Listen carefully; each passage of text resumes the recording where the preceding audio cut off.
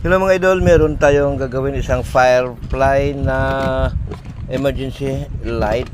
Ang kanyang problem ay mabilis malubat at nung huli ay hindi na umiilaw. Tapos itong flashlight ay umiilaw siya. Itong kanyang torch or yung kanyang lamp ay hindi umiilaw.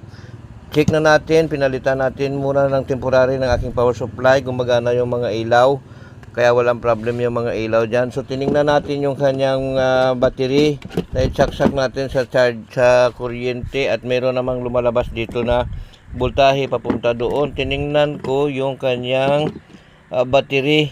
Ang laman na lang ay 2 volts at yung nung i-plug in ko, tiningnan ko kung merong 6 volt dito, meron 6.8 na magta-charge ng battery. Kaya ang problem is battery dahil mababa na po, napakababa na po ng kanyang laman. So papalitan natin ito ng battery, re-request tayo sa may-ari.